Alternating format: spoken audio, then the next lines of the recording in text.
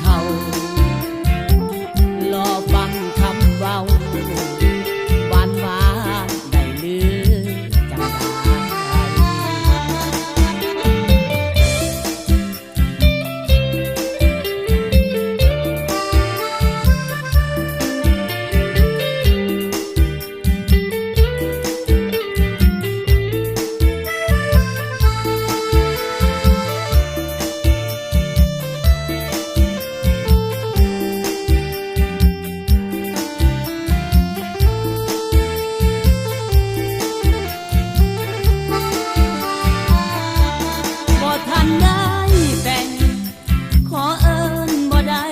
บ่นา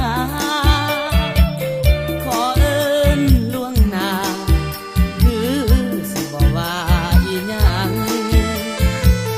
น้องงามถึกใจ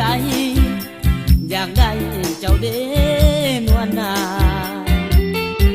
อย่าให้ความหวังอายพังทลายน้ำเจ้าบอกมาสาลาบอกมาสาเอิ้นได้อยู่บ่แก้มแดงคำแพงหากน้องให้เว้าอายคงดีใจจนบ่อยากกินข้าวรอฟัง